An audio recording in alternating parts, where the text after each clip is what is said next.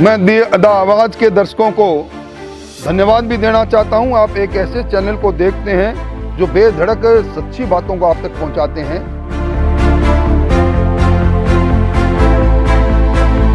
निश्चित तौर पर जब कभी भी नौजवान और बेरोजगारों की बात उठेगी, भारतीय जनता पार्टी के कार्यकर्ता के रूप में, उनके नेता के रूप में, उनके कदम के साथ कदम मिलाकर हम उनका सहयोग निश्चित तौर पर करेंगे।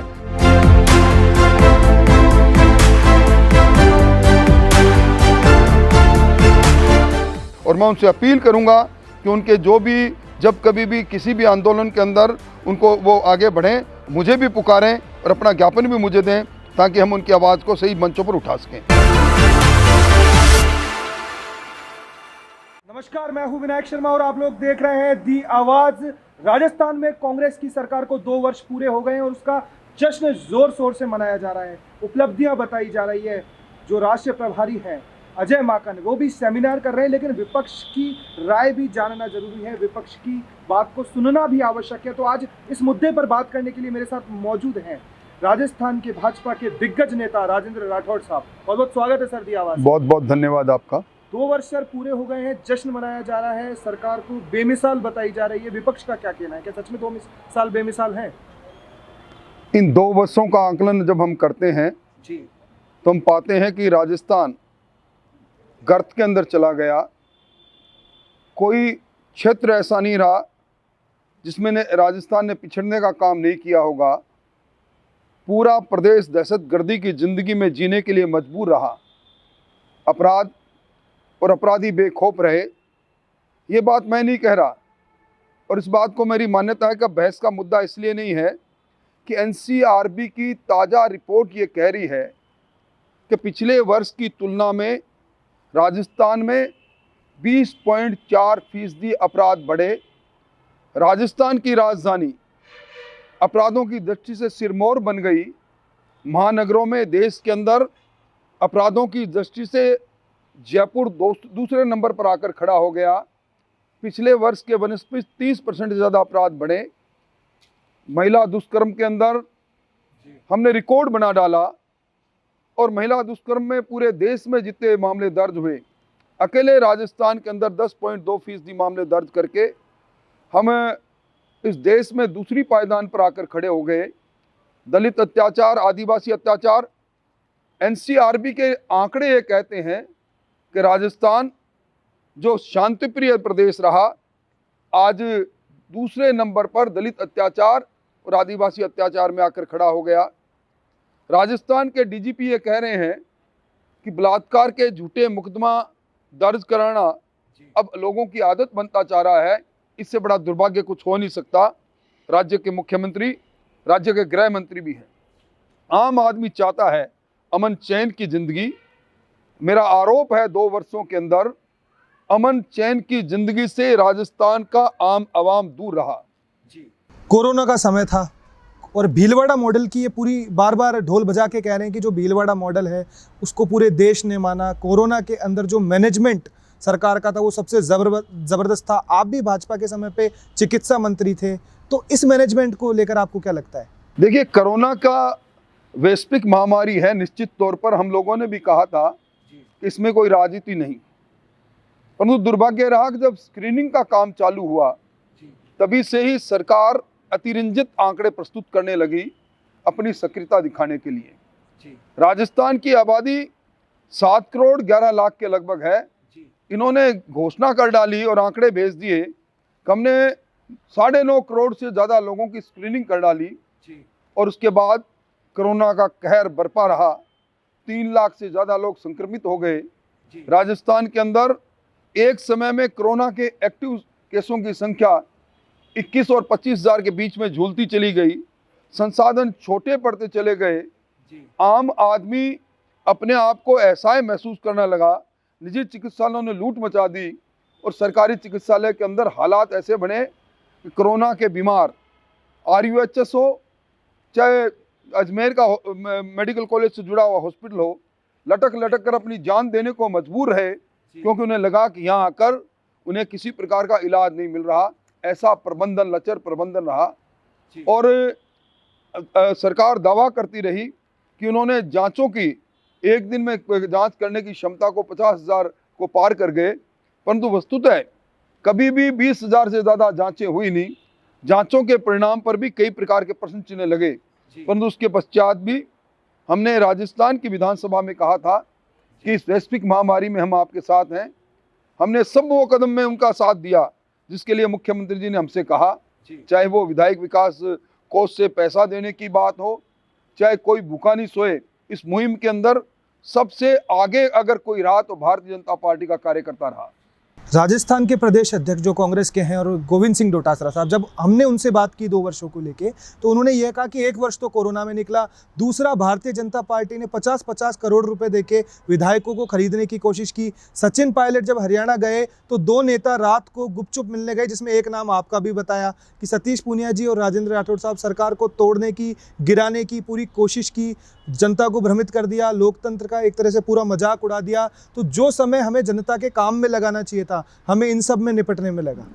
देखिए, सरकार बनाई अशोक जी गहलोत ने, अपनी सरकार को बचाने की जिम्मेदारी है तो गहलोत साहब की है, मेरी नहीं है। मैं क्यों रात के अंधेरे में जाऊंगा? हाँ, मैं दिल्ली गया, दिल्ली जाऊंगा, जब मेरी ज़रूरत होगी मेरा इलाकावान मुझे बुलाएगा और मुझे खुद को ज़रूरत होगी मैं जाऊंगा। परंतु हमने कब कहा था इनके प्रदेश कांग्रेस कमेटी के तत्कालीन अध्यक्ष को कि आप कोप भवन में चले जाओ?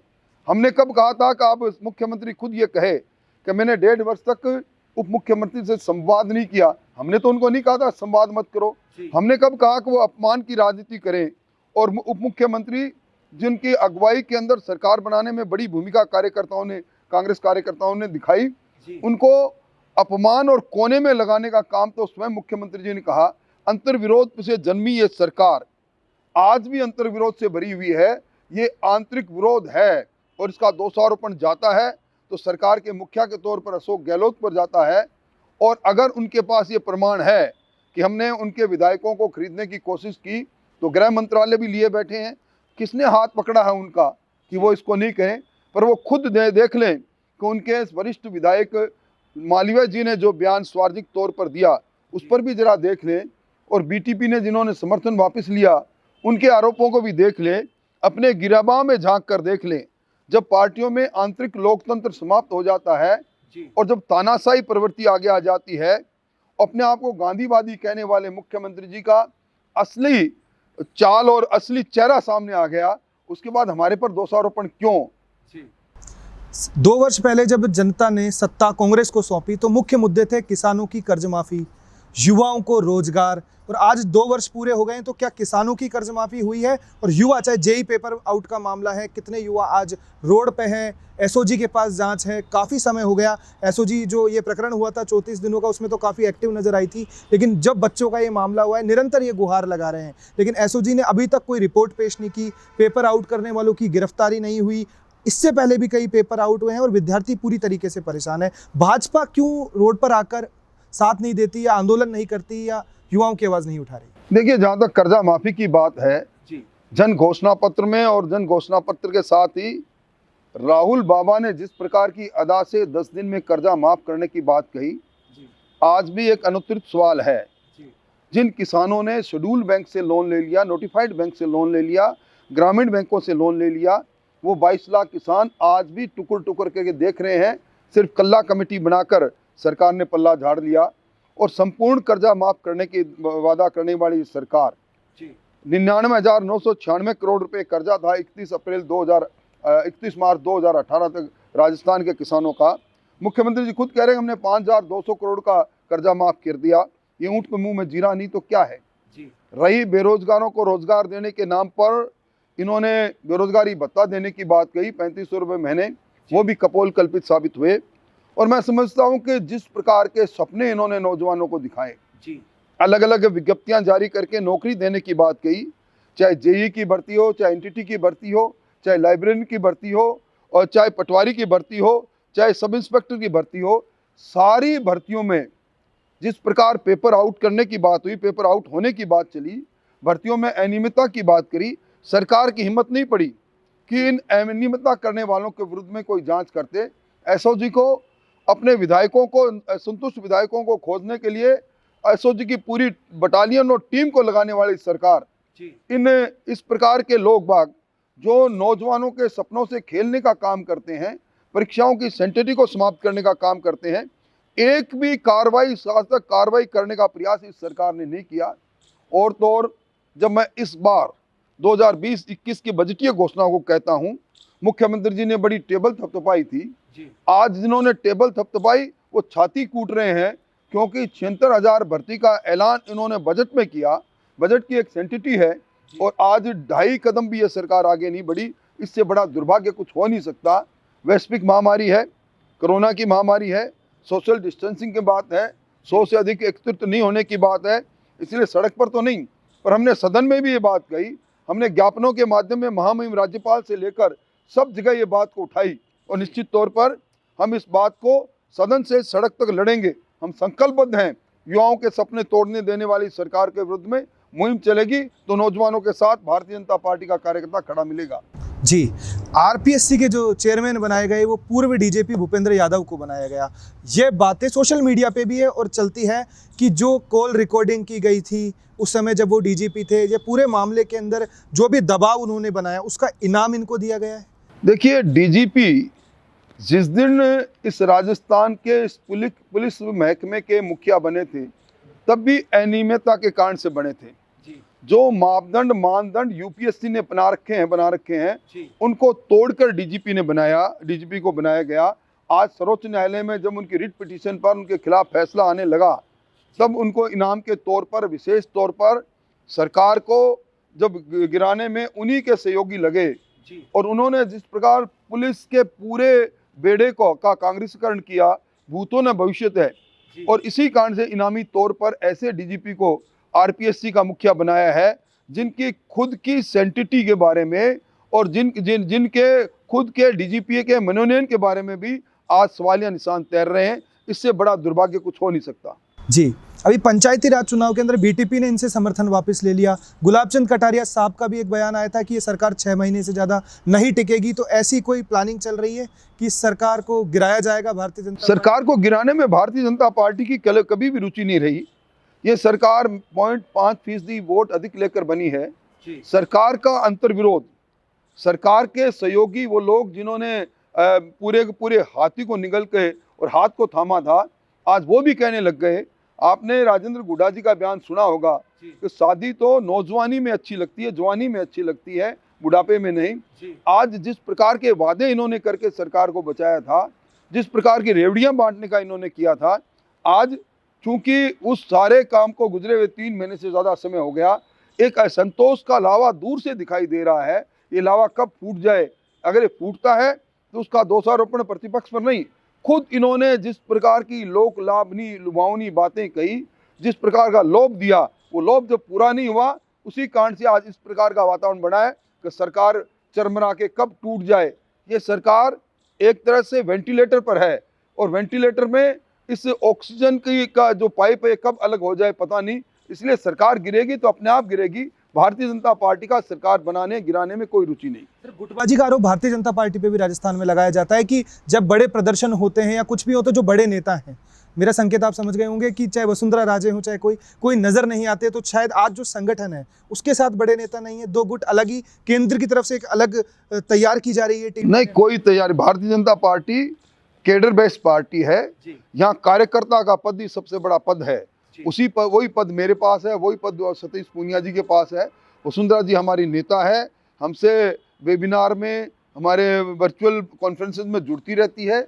ऐसी कोई बात नहीं कि वो हमसे अलग है।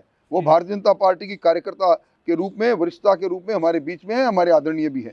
जी सर, एक प्रश्न और मैं पूछना चाहूँगा कि अभी एक बड़े अखबार ने एक सूची जारी की थी जिसमें एसीबी की जो भूमिका है उसको संदिग्ध बताया गया है। कुछ ऑफिसर्स की लिस्ट जहां पर कि उनको सरकार ने ये निर्देश दिए कि इन पे कार्रवाई नहीं की जाए। तो एसओजी और एसीबी की जो भूमिका है उस पर आप क्या कहेंगे? क्योंकि एक आरोप हमेशा भाजपा पे लगा है कि भाजपा हमेशा सरकारी एजेंसियों का दुरुपयोग करती है। तो क्या राजस्थान के अंदर एसीबी और एसओजी एकदम सही काम कर रही है? देखिए, मैं इस बात को सिरे से खारिज करता हूं कि भारतीय जनता पार्टी एजेंसियों का दुरुपयोग करती है।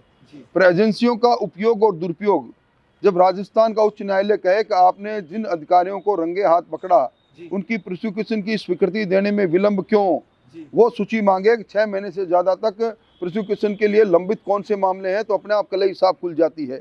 एसओजी का काम संगठित अपराधियों को पकड़ना है, पर एसओजी तो इस बात में लगी रहती है कि कौन सा विधायक कब कहाँ निकल कर जाता है, उसको किससे मिलता है। एसीबी की भूमिका के अंदर जिस प्रकार रंगे हाथ पकड़े गए लोगों को एसीबी ने पकड़ा और सरकार ने उन्हें अच्छे फील्ड पोस्टिंग देकर नवाजा, इससे बड़ा दुर्भाग्य कुछ हो नहीं सकता। ये सब हाथी के दांत दिखाने के कुछ है और खाने के कुछ है। एक तरह से जो अभी ट्रांसपेरेंसी इंटरनेशनल ने जो सर्वे किया था, जिसमें ये कहा था कि राजस्थान में 64% लोगों का मानना है कि बिना सेवा शुल्क के, बिना भ्रष्टाचार के कोई काम होता नहीं। ये सिद्ध कर रहा है कि राजस्थान के अंदर भ्रष्टाचार चरम पर है, और ये भ्रष्टाचार और कोई नहीं, सरकारी संरक्षण के अंदर ये भ्रष्टाचार पनप रहा है। जी सर, अंतिम सवाल मेरा ये है कि देश में अभी सबसे जो बड़ा मुद्दा है वो किसान आंदोलन है।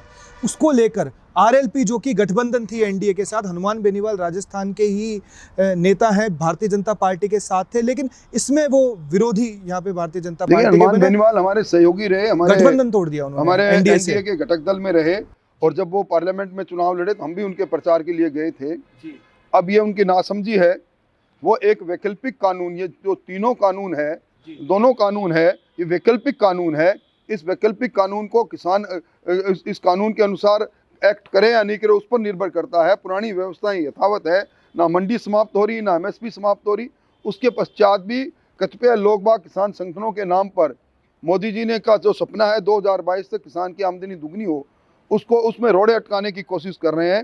हनुमान बेनीवाल जी को भी समझ में जिस दिन आ जाएगी, हमारे पुराने सहयोगी निश्चित तौर पर अपने फैसले पर पुनर्विचार वो करेंगे। सर, एक सवाल मेरे मन में आ गया था घनश्याम तिवारी जी को लेके, जो कि पूर्णतः दूसरी पार्टी उन्होंने बनाई, जमानत भी उनकी जब्त हुई, तो वापस वो भारतीय जनता पार्टी में आए। तो जो नाराजगी थी वो भारतीय जनता पार्टी में नेतृत्व से थी, भाजपा से थी, या क्या कारण था, या फिर कांग्रेस के वो कांग्रेस को किसी काम के नहीं लगे? आपका क्या मानना है? समय, काल और परिस्थिति कई बार ऐसी बनती है कि कई प्रकार के निर्णय हो जाते हैं। घनश्याम जी ने निर्णय लिया, परंतु चूंकि उनकी शिक्षा दीक्षा राजनीतिक रूप से पहली कक्षा में जब वो थे तब से लेकर, और जो वरिष्ठ विधायक की पदवी उनको मिली तब तक वो भारतीय जनता पार्टी और संघ के निकट रहे। उनके मन में भी उनके द्वारा किए गए फैसले के प्रति उनकी तकलीफ थी। उन्होंने पार्टी का आलाकमान को कहा, और मैं तो इस फैसले को उचित मानता हूँ। घनश्याम जी की वरिष्ठता का हम आदर भी करते हैं। संसदीय परंपरा और संसदीय ज्ञान में उनका कोई सानी नहीं। निश्चित तौर पर भारतीय जनता पार्टी में आए तो भारतीय जनता पार्टी मजबूत होगी। मैं द आवाज़ के दर्शकों को धन्यवाद भी देना चाहता हूं। आप एक ऐसे चैनल को देखते हैं जो बेधड़क सच्ची बातों को आप तक पहुंचाते हैं। निश्चित तौर पर जब कभी भी नौजवान और बेरोजगारों की बात उठेगी, भारतीय जनता पार्टी के कार्यकर्ता के रूप में, उनके नेता के रूप में, उनके कदम के साथ कदम मिलाकर हम उनका सहयोग निश्चित तौर पर करेंगे। और मैं उनसे अपील करूँगा कि उनके जो भी जब कभी भी किसी भी आंदोलन के अंदर उनको वो आगे बढ़ें, मुझे भी पुकारें और अपना ज्ञापन भी मुझे दें, ताकि हम उनकी आवाज़ को सही मंचों पर उठा सकें। बहुत बहुत धन्यवाद सर दी आवाज़ से बात करने के लिए। तो आपने देखा कि हमने राजेंद्र राठौड़ साहब से बात की और उन तमाम सवालों पे बात की जो आम आदमी के मन में होते हैं, जो राजस्थान की जनता जानना चाहती है, विपक्ष से सुनना चाहती है। क्योंकि सरकार तो ढोल बजा बजा कर अपनी बातें कह रही है, लेकिन जब तक जनता विपक्ष की बात को नहीं सुनेगी तब तक कोई भी निर्णय राजस्थान की जनता लेने में सार्थक साबित नहीं होगी। तो इन्हीं तमाम मुद्दों पे युवाओं के, बेरोजगारों की आवाज़ हम निरंतर बनते रहेंगे, उठाते रहेंगे। आप लोग भी देखते रहिए दी आवाज़। नमस्कार, जय हिंद, जय भारत।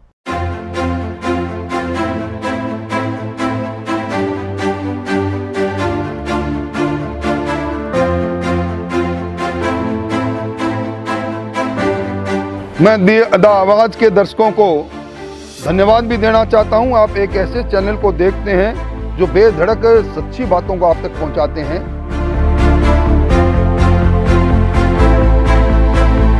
निश्चित तौर पर जब कभी भी नौजवान और बेरोजगारों की बात उठेगी, भारतीय जनता पार्टी के कार्यकर्ता के रूप में, उनके नेता के रूप में, उनके कदम के साथ कदम मिलाकर हम उनका सहयोग निश्चित तौर पर करेंगे।